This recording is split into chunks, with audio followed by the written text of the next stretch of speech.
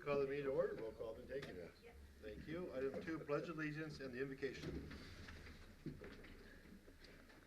I pledge Allegiance to the flag of the United States of America and to the republic for which it stands, one nation, under God, indivisible, with liberty and justice for all.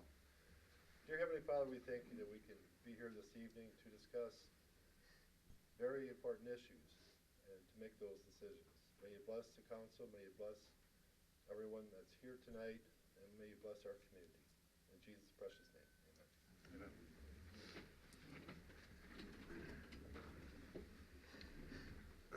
Item 3, approval of minutes of the December 17, 2019 and December 19 of 2019. Mr. Mayor, I go ahead and make a motion to approve the minutes. Second. Been motion, second, other discussion? If not, all those in favor of the motion say aye. Aye. Any opposed? Motion passed. Item 4, communications. Are there any tonight? Okay. Item 5, public comments. Citizens may address the chair at this time. Please limit your comments to about 3 minutes to what pertains on the agenda. And you must come up to the podium and state your name and address for the record. Is there anyone who wishes to speak? Yes, sir.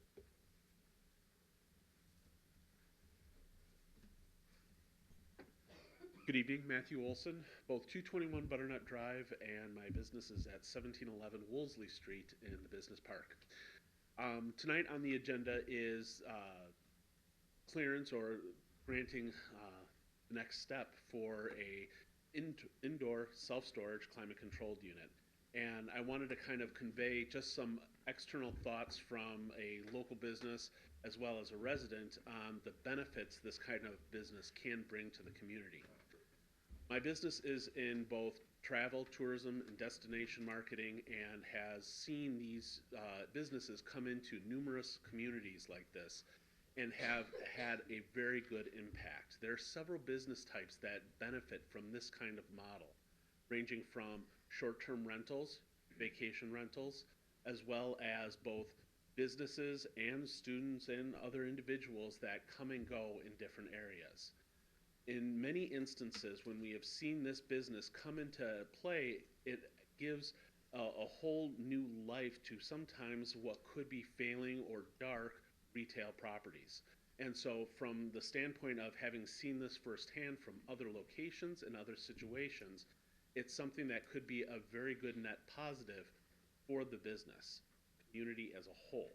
So looking at it, I know it's been kind of a back and forth and a somewhat controversial topic, but from seeing it in other communities, both in Wisconsin, Illinois, and Iowa, it's something that could be a great benefit to Delavan, the businesses here, as well as the individuals who may even have supporting vacation and rental properties. Thank you, Matthew. Anyone else would like to speak? Luis. I know you do. So Luis Solis, 1015 Whispering Pines.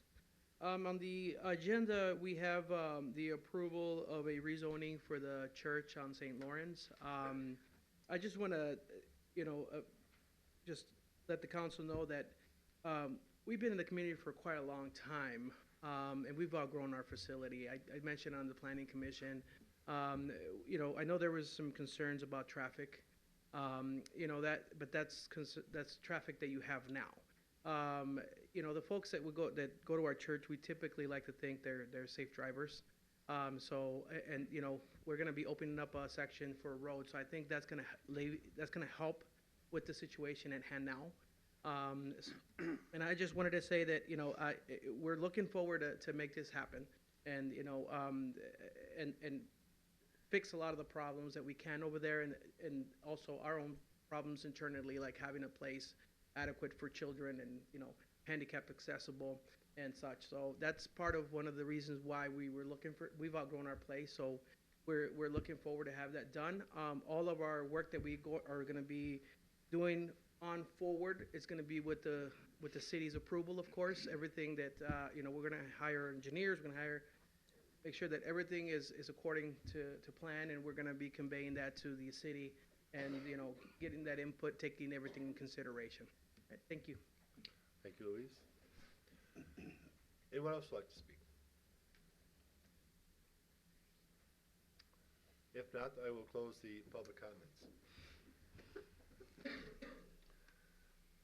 All right, reports of committees, boards, and commissions, and the Delavan Area School District. Item 6.1, Finance Committee and Treasurer's Report. Mr. Mayor, we met last Tuesday. Welcome to the brand new year. Happy New Year, everybody. Happy new decade. And start of the new budget year. We meet every, last Tuesday, we meet every Tuesday, every month. Everything on the meeting, I start over here. Everything on the agenda tonight was discussed in our meeting last Tuesday. And with that, I would move to receive the treasurer's report. Second. Been a motion, second, any other discussion? If not, all those in favor of the motion say aye. Aye. Any opposed? Motion passes. Item 6.2, General Operations, Mr. Johnson. Yes, the GOC met earlier this month. I think we have one agenda item on our agenda this evening that we discussed during that meeting. And our next meeting is February 4th at 5:30 right here in this room, and we always encourage attendance. All right, thank you. Item 6.3, Public Works, Mr. Smith. Thank you, Mr. Mayor. Public Works did not meet last month. Our normal meeting date was right around Christmas Eve, so we did not meet, didn't have anything for the agenda. This month, we are meeting next Monday at 5:30, and we'll be meeting right in this room, so anybody that would like to attend is welcome to attend. Thank you, Gary. Item 6.4, Planning Commission, Mr. Johnson. Yes, Mr. Mayor, Plan Commission met last night, actually, and we have several agenda items on our agenda this evening that we discussed last night. And the next meeting for the Plan Commission will be on Monday, February 3rd at 5:30, right here in this room. Thank you. Item 6.5, Town Delavan Lake Committee, Mr. Henry. Thank you, Mr. Mayor. The Town of Delavan Lake Committee met on January 8th at 7:00 p.m. The first item that came up was a discussion on the Delavan Lake Highlands, which has had some serious erosion problems from all the water this last year and going into the winter. They were looking for some help from the township and whatever grant monies might be available to repair this channel erosion. I took a ride out there yesterday and looked at it, and there's highs and lows as far as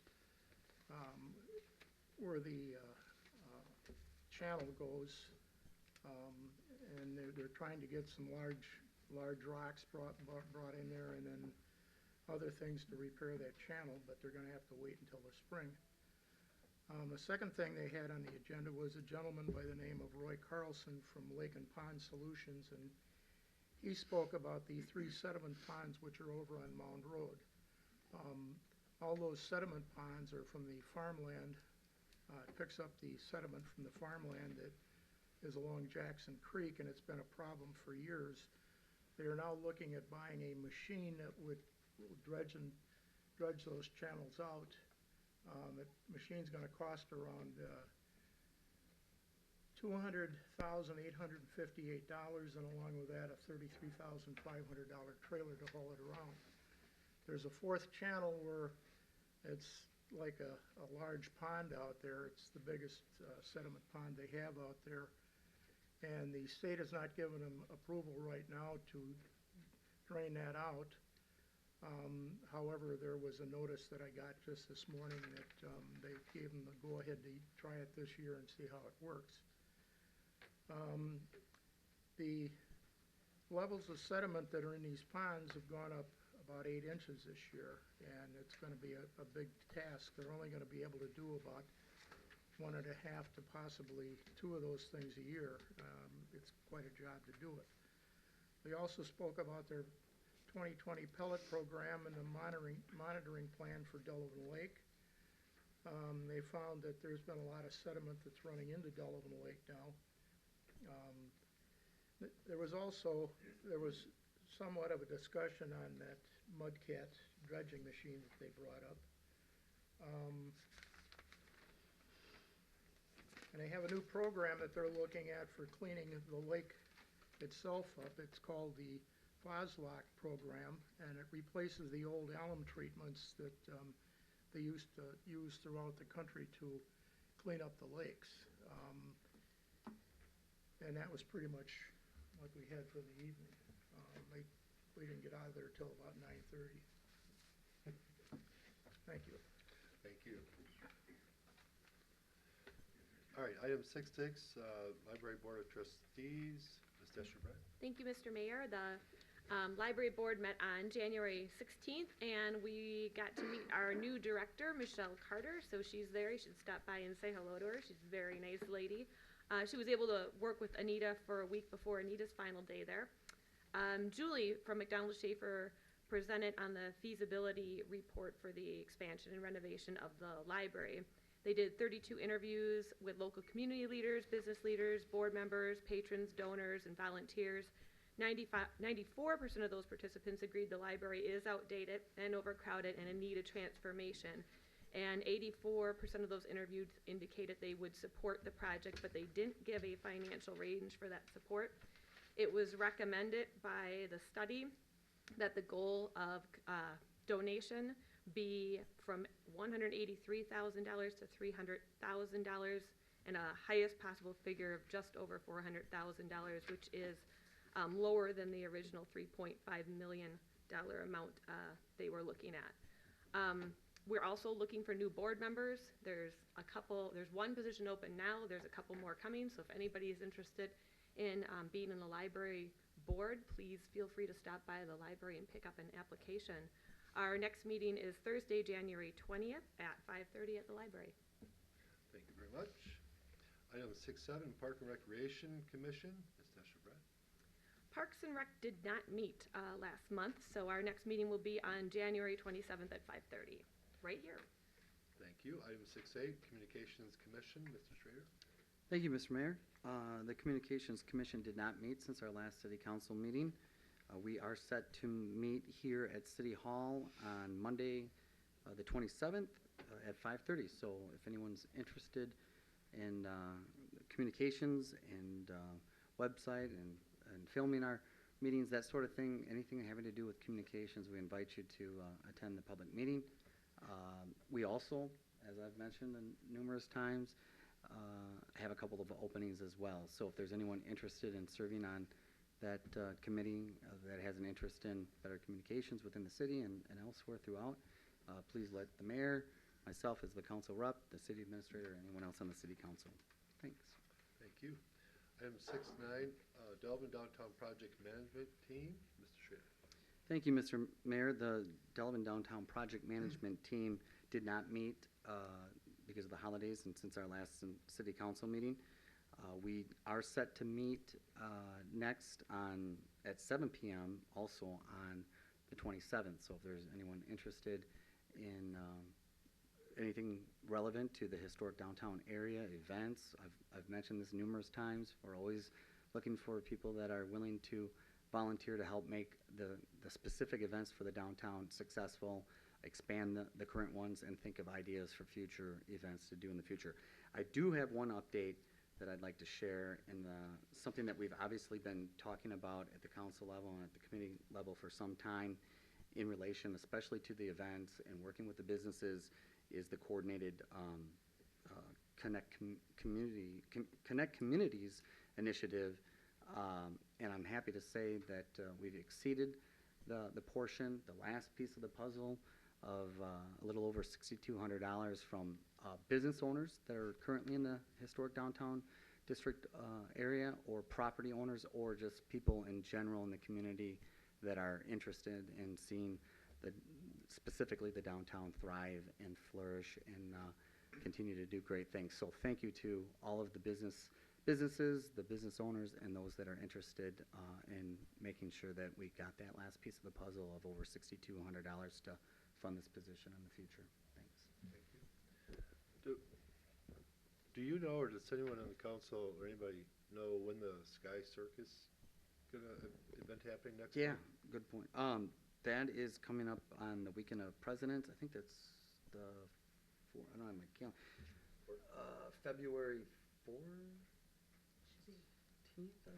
Yeah, 15th, yeah, 15th and 16th. So good point on that. There's a lot of activities out to Lake Lawn, but as we've done in the past, there'll be ice sculptures and snow sculptures in the historic downtown area.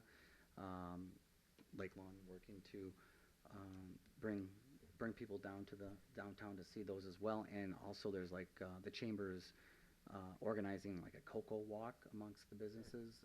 I'm not sure exactly where they're at and finalizing those plans. So there'll be some additional activities this year similar to recent years, but expanding a little bit more. So thanks for bringing that up.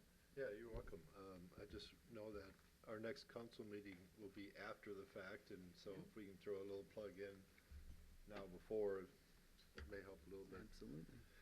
All right, thank you. And item 610, Delbert Golf Commission. We did not meet this month. Neither did we meet in December. So our next regular meeting is February 20th at 5 o'clock here. So stay tuned for that. Item 611, Tourism Commission, Mr. Hernier. Thank you, Mr. Mayor. The Tourism Commission met on December 11th. We had 3 or 4 items that were approved at that meeting. The first one was we approved an agreement establishing the Walworth County Visitors Bureau as the tourism entity for the city of Delavan. They are responsible for providing tourism promotion and marketing services. We also approved an intergovernmental agreement between the town of Delavan and its tourism entity and the City of Delavan Tourism Commission, providing for certain marketing services through the City of Delavan Tourism Commission. I had a phone call yesterday from Catherine Galke, who is one of their board members out at the lake, and they have declined to enter into that agreement with us. They would like, because they're redoing their township park out there, and they have a lot of new people on their park group, they want to take a year or 2 before they join with us, so that they get that coordinated and those people have some experience. Like everybody, they're having some problems getting enough people to take place in the offices. We also approved a plan for consideration of program and event support and coordination services agreement by and between the Delavan Lake Area Chamber of Commerce and the City of Delavan Tourism Commission. We are looking for someone to lead that group. I understand, talking to Denise, that you've had several applicants and are starting to narrow it down. There will be is that a full-time, that's a full-time position, isn't it? And we actually have 2 agreements with the chamber, and one with the Tourism Commission, and then the other is directly with the council. And the Tourism Commission is contributing to also the Connect Communities program. The chamber will be doing that hiring. The downtown project management team is actively involved in that process, and I believe applications are being received through January 27th. And then the interview team will then start interviewing those applicants. So if there is anyone interested in event and programming coordination for the downtown, please contact the chamber. That's, like I said, it's still open till January 27th. Our next Tourism Commission meeting will be at 7:30 a.m. on January 27th. If any of you would like to attend, it would be in this room here at 7:30 in the morning. Thank you. Thank you. Item 612, Delavan Darien School District. Ms. Sorby. Good evening, Jill Sorby, District Administrator for the Delavan Darien School District. So tonight I have a couple intriguing opportunities for our community to attend. We are hosting a couple parent educational nights, and I think that they're very important for our community to understand. We've been doing a lot in trying to get out the word as best as possible. So the first opportunity is this Thursday at 6:30 to 7:45. It is called Cyber Safety. We're hosting it at the Delavan Darien High School Auditorium. This presentation, which is hosted by Sergeant Tom Rich of Summit, New Jersey Police Department, he will be taking a comprehensive look at internet technology and how parents can protect their children. During this discussion, parents will learn about contemporary issues of social networking and online communication, online aggression and cyberbullying, dangers of posting information online, techniques on how to communicate with your child, reporting incidences, protecting your children from online predators, and the psychological fallout and repercussions to internet exposure. So I think that that's an important one to attend as a community member, as parents in our audience. It's on cyber safety for your children. The next parent, and that again is this Thursday, the 23rd at 6:30 to 7:45. The next parent education night is on February 6th from 5:30 to 7. It involves a free dinner for families. It's hosted at Phoenix Middle School, where we will be hosting that in our new auditorium. This particular evening event is Power to the Parent, it's called. It's about setting proper schedules and routines, nutrition for kids and families, financial resources for families, setting behavioral expectations, and the importance of reading to your children, to name just a few. So it's kind of a variety of things that we're trying to open up to our community, not just the Delavan Darien community. We've sent it to all of our surrounding communities in Walworth County to try to draw in those families as well to educate them on some of these important topics. Just going on to some other school fun news. At the end of this month, January 31st at 7 p.m. and February 1st at 2 p.m., Phoenix Middle School students are presenting James and the Giant Peach. We hope everybody can attend that event. That's a fun one to see our kids up on stage. Next Monday, this 27th at 6:30, we have our National Honor Society, where we're recognizing 20 new students and we're inducting them into that National Honor Society. And we are getting ready to ramp up registration, believe it or not, for next year already. So starting on February 1st, we will actually open up registration for 4-year-old kindergarten and 5-year-old kindergarten. If you recall, we went to full day 4K this year, and it's been quite astounding the progress the students have made. And then on February 4th, we have freshman orientation night for our incoming 9th graders into the high school, and that lasts from 6 to 8 p.m. at night at the high school, where we share with them all the things they need to know about registering their child for high school and the experiences and opportunities they have in their 4-year stay with us. So that's what I have for the evening. Thank you, everyone. Thank you very much. All right, let's move on to item 7. 7.1, consider a proposed 4-lot CSM land division request at the northeast corner of Hobbs Drive and Mound Road. Mr. Mayor, I would go ahead and make said motion. Is there a second to that motion? Been a motion, second, any discussion? If not, all those in favor of the motion say aye. Aye. Any opposed? Motion passes.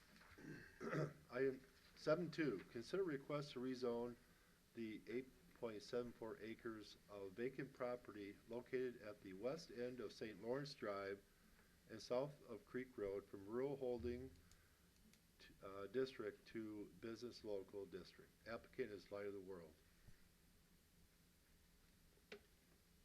Mr. Mayor, I would go ahead and make a motion to adopt the ordinance which will serve to rezone the 8.74 acres of vacant property located at the west end of St. Lawrence Drive and South Creek Road, being tax parcel XA 4022-1 from rural holding district to business local district. Second. There's been a motion, second, any discussion?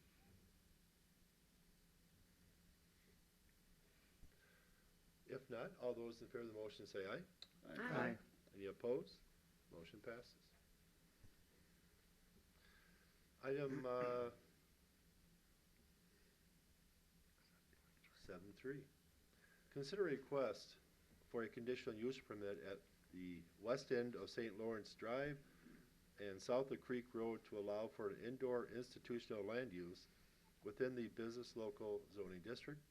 Applicant is Light of the World.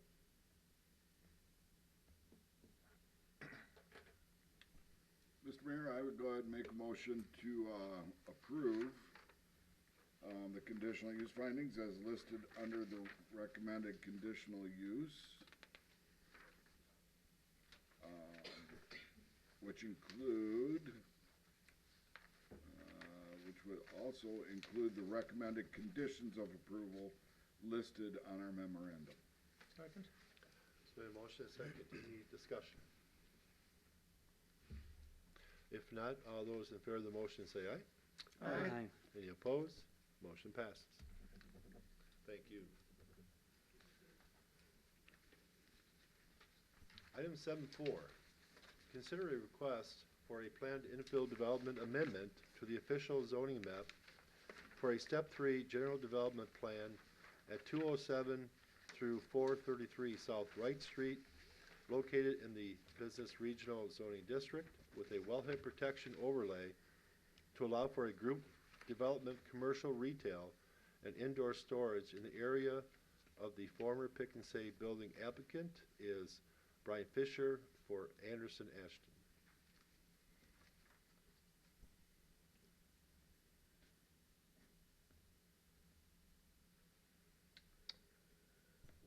When we have a motion, then we'll have discussion, and we'll allow the Mark and then the petitioners to.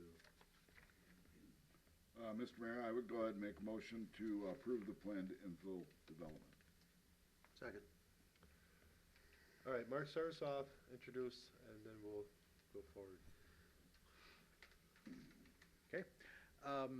This came before the Plan Commission. It is a proposal to adopt planned infill zoning on the existing, I'll call it the former Kmart shopping plaza, for those of you old enough to remember when Kmart was here. The proposal at this point is for the first phase would be to take the existing structure that was the old Pick and Save building and convert that to indoor storage. The general development plan establishes a specialized zoning for the entire property, including on their drawings they're showing a future outlot along the Wright Street frontage, which would be a potential to relocate the the Dollar Tree store from the existing location out to there, and then a potential to reuse that portion of the existing building and to add on to the back of the building for, again, for more indoor storage.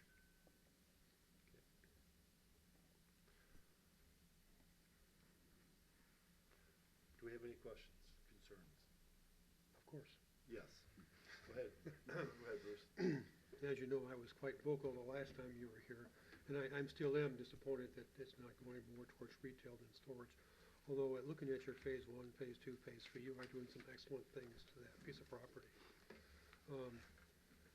My first question, you did talk about the, in phase 2, you talk about the separate retail space that'll be next to O'Reilly's there, and either for Dollar Tree or some other, you said you had some other tenant. Have you talked to Dollar Tree already?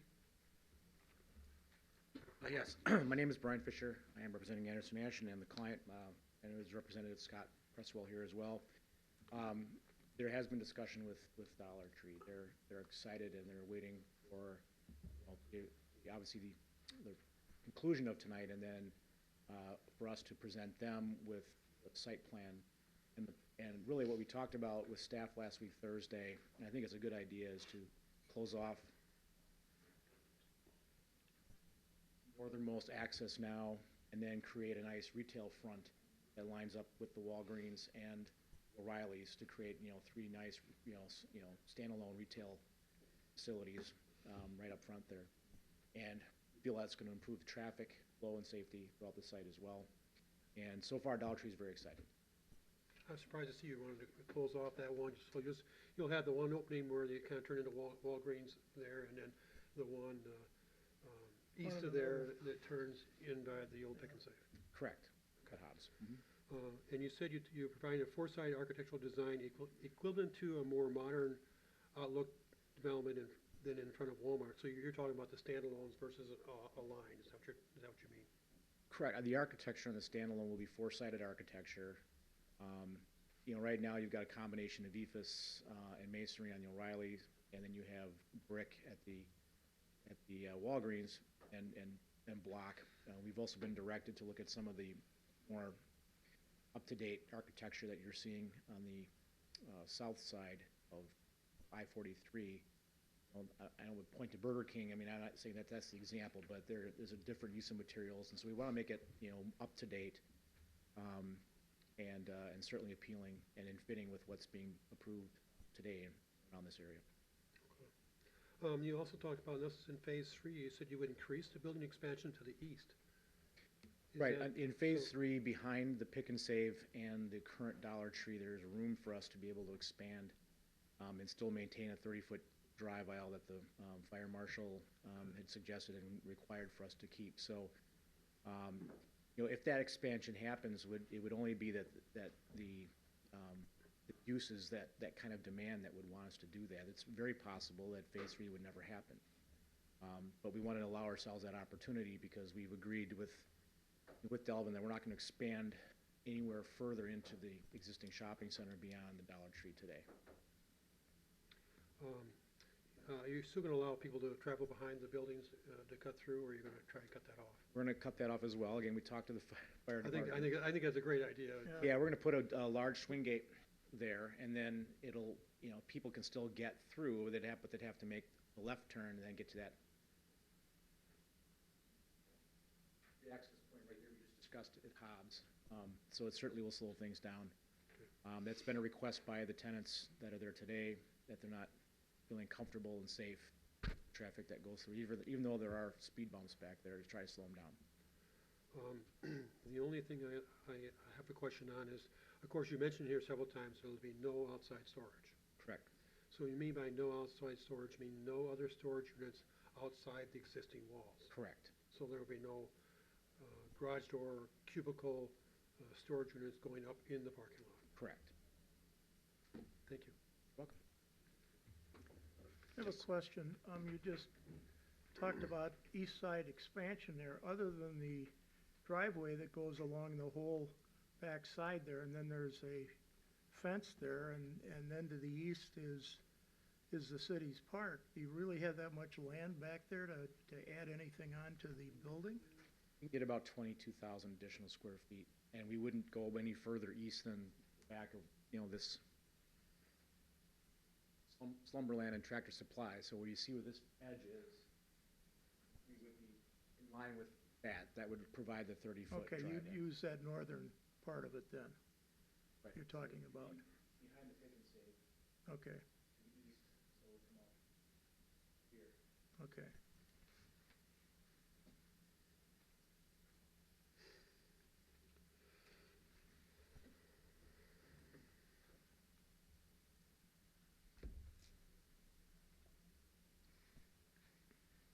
Are there any other questions? Any other comments from staff? All right, so, thank you very much. All right, everybody clear on the motion? If so, all those in favor of the motion say aye. Aye. Any opposed? Motion passes.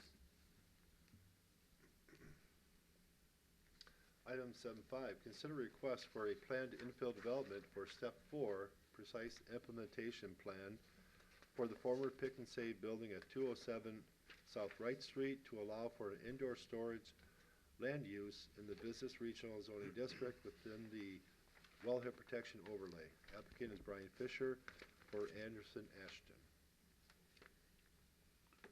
Mr. Mayor, I would go ahead and make said motion, and I would move to approve the conditional use findings as listed in Mr. Slavny's report as required findings by the Plan Commission and the proposed Phase 1 PIP project for CubeSmart. Second. It's been a motion and a second. Any other discussion? If not, all those in favor of the motion say aye. Aye. Any opposed? Motion passes. Thank you. Good luck. Thank you. All right, item 8, under Finance Committee. 8-1, approval of bills warrant 19-12. Mr. Mayor, the warrant came before the finance meeting last Tuesday. I would move to recommend paying warrant 19-12. Second. Been a motion and a second. Any discussion?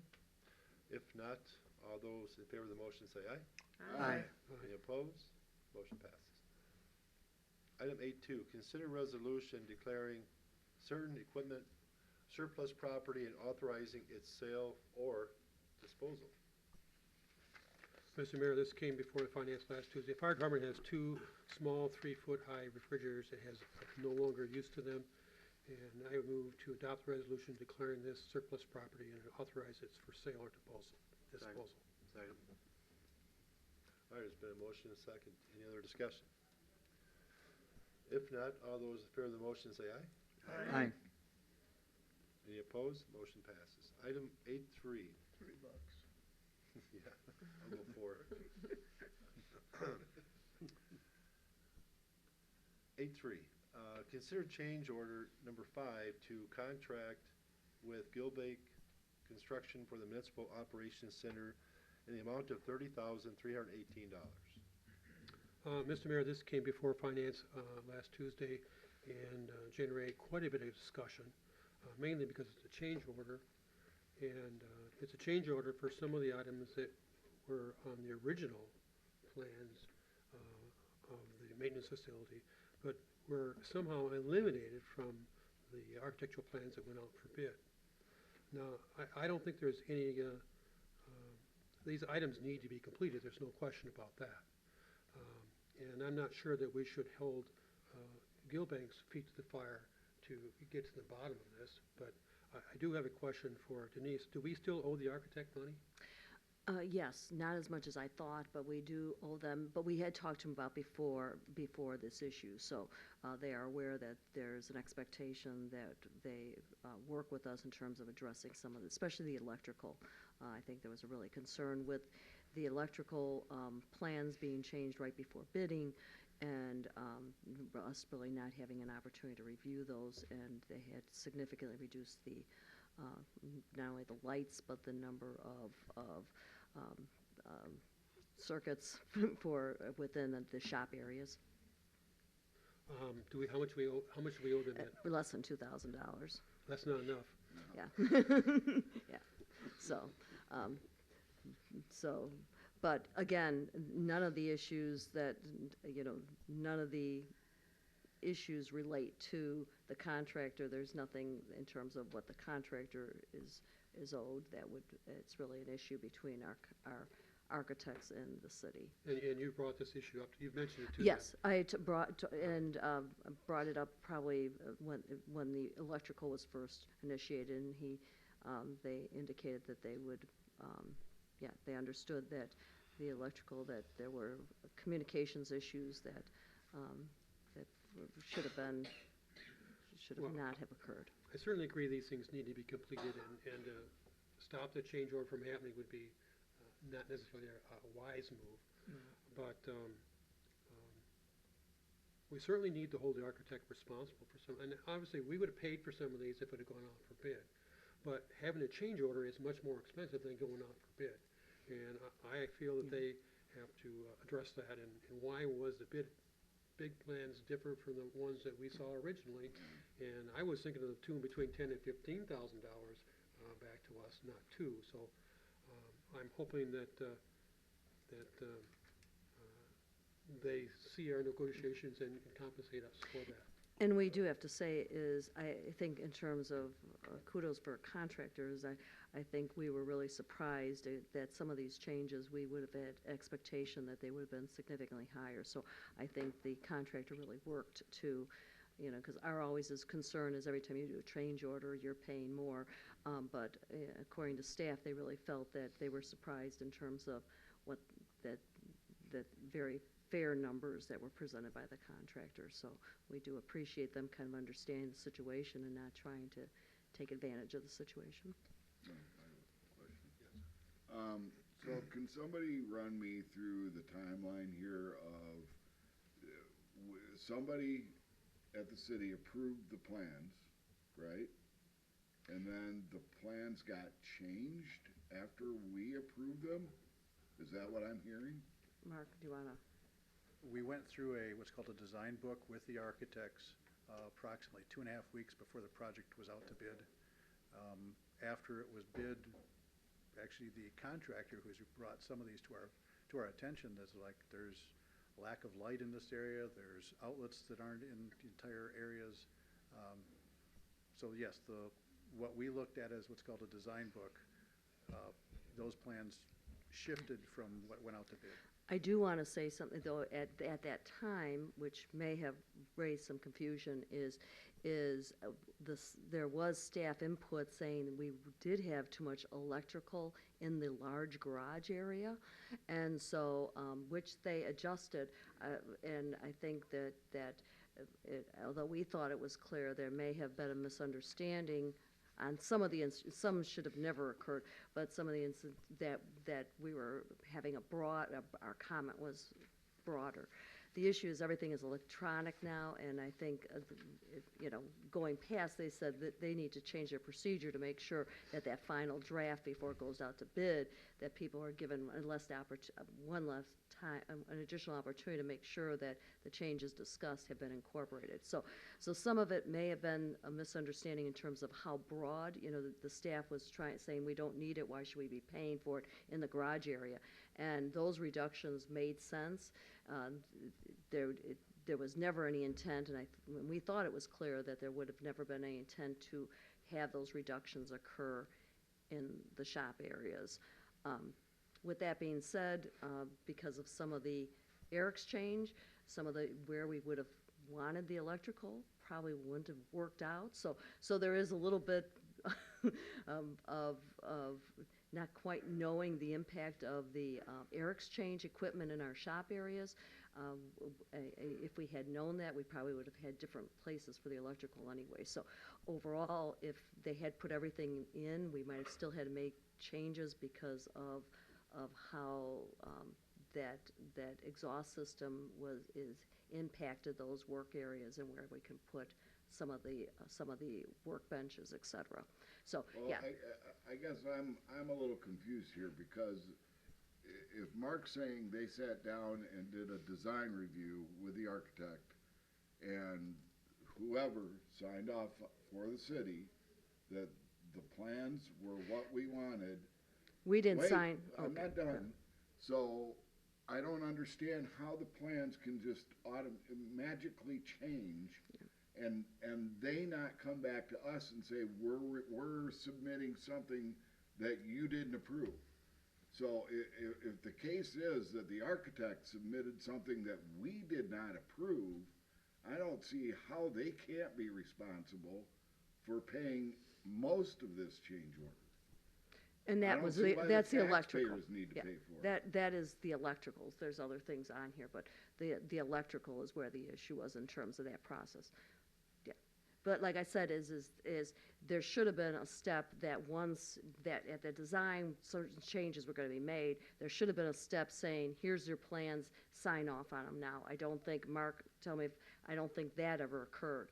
So at that design meeting, there was some direction provided. There was some expectations, of changes in only the garage area, but they were significantly, other areas were also changed. And I don't think there was ever any discussion on the lighting. So there is, and like I said, they've acknowledged that there was an issue in terms of the changes made to the electrical, and hopefully they'll now also assume a level of responsibility there from a financial aspect. Mr. Mayor? Yes, Gary. There's a number of things that trouble me on this. Obviously, the one we just talked about, the change in the design without our knowing. But as I look through this change order, to me, there's probably of this 30,000, about 18,000 of it is what I would question as we're getting charged for. When I look at, and we talked about this at finance, when I look at providing an 1.25 inch gas line down to the pressure washer location from the branch line above, I wonder why wasn't that bid to begin with? You got to have the gas. When I look at the tapered insulation, I understand from our discussion but that was a discussion by the roofer that said that would be the best way to insulate that, right? It had to do with the warranty for the Warranty, membrane, yes. But you would think the architect would be on top of that, or the contractor at the time of bidding, because I'm sure the contractor was involved in procuring those bids and would have known that. So I don't believe we can take the whole responsibility off of the contractor, because he is involved in that bidding and is involved in some of those things that are decided. So, so, the other one, of course, the lighting we talked about,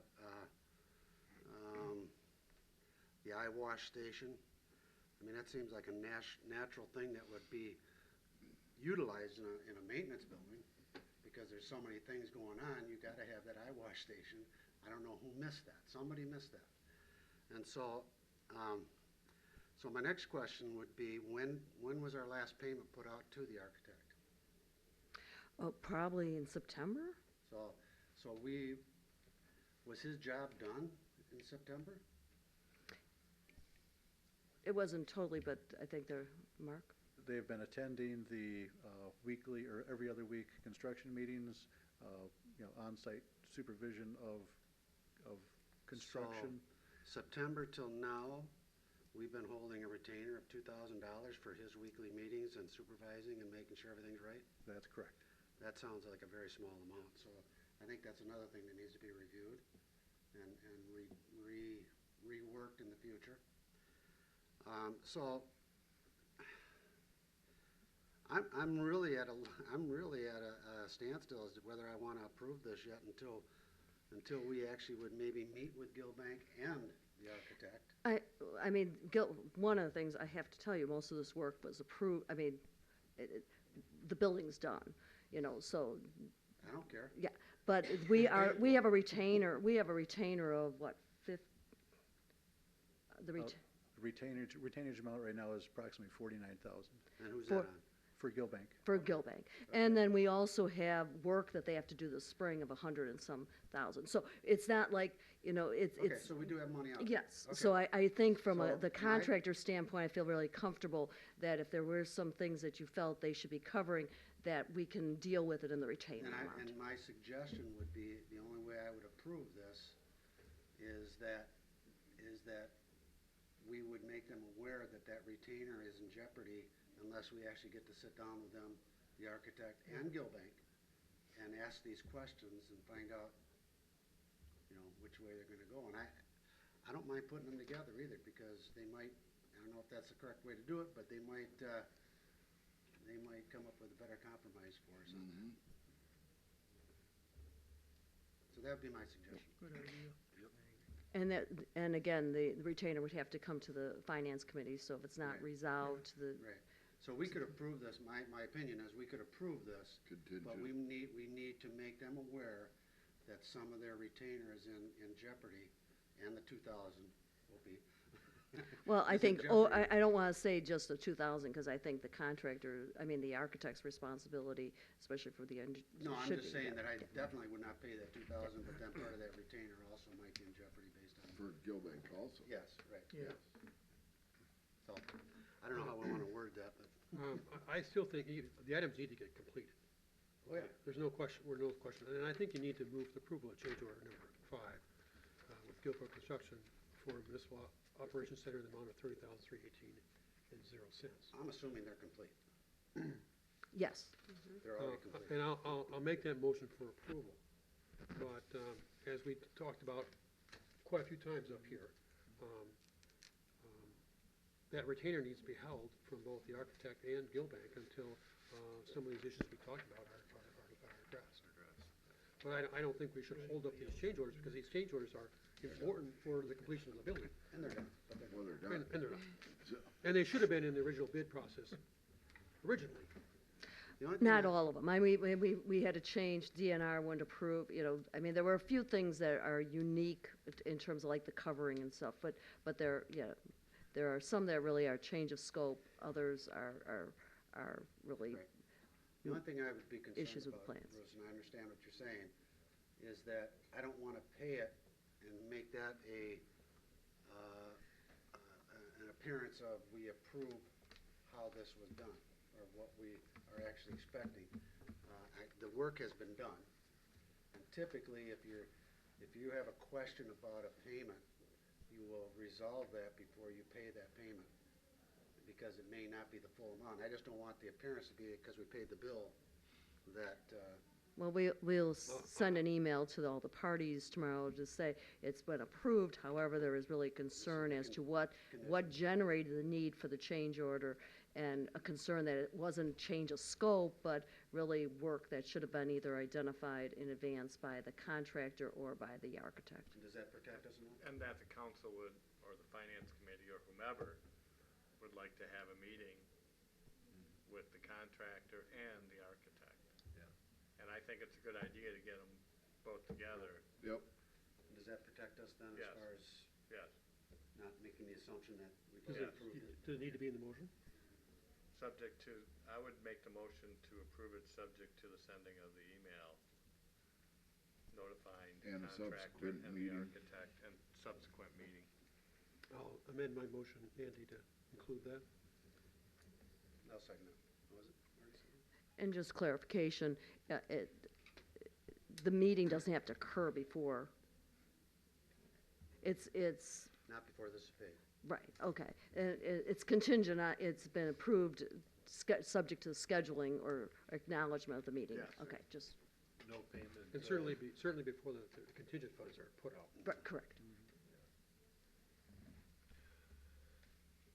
All right. Everybody clear on the motion? All right. If so, may we have a roll call? Yes. Yes. Yes. Yes. Yes, Yes. Motion passes. Item 8.4, consider award of engineering design and construction inspection for the Laurel Heights Drive water main replacement at Baxter Woodman for an amount not to exceed $24,000. Mr. Mayor, this came before Finance, and both this agenda item and 8.5 are related. And as you know, the city generally awards the engineering design and inspection so that the bids can get out early in the year, which has generated better bid returns for us. With that, I would move to approve the proposed MOU agreement with Baxter and Woodman for Laurel Heights Drive water main replacement at amount not to exceed $19,300 for engineering and amount not to exceed $4,700 for construction engineering. Second. Can we do this without Jack? Yeah, I know. Jack? All right. Where is he? All right, so everybody clear on the motion? Any other discussion? If not, may we have a roll call? Alderman Deshner Brandt. Yes. Alderman Henriette. Yes. Alderman Johnson. Yes. Alderman DeWitt. Yes. Alderman Stepnick. Yes. Alderman Schrader. Yes. Motion passes. Item 8.5, consider award of engineering design and construction inspection for the Laurel Heights Drive roadway reconstruction to Baxter Woodman for an amount not to exceed $47,000. So move. Second. Any discussion? If not, may we have a roll call? Alderman Henriette. Yes. Alderman Johnson. Yes. Alderman DeWitt. Yes. Alderman Stepnick. Yes. Alderman Schrader. Yes. Alderman Deshner Brandt. Yes. Motion passes. Item 9.1, consider request for a temporary Class B license to sell fermented malt beverages at St. Andrew's Trivia Night on February 22 of 2020. So moved. Second. Any discussion? If not, all those in favor of the motion say aye. Aye. Any opposed? Motion passes. Item 10.1, consider change of date for the February Common Council meeting due to the spring primary election to be held on February 18, 2020.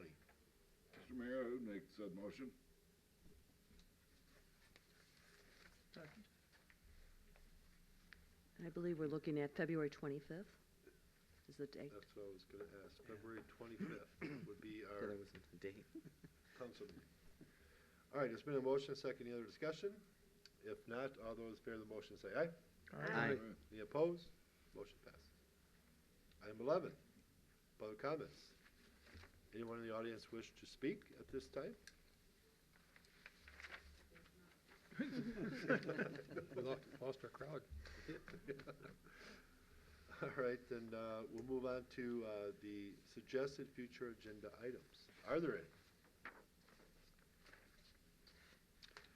All right, is there a motion to adjourn? Second? What? No closed session meeting? We must have missed it. Must be a mistake. All right, all those in favor of the motion say aye. Aye. Any opposed? Meeting adjourned.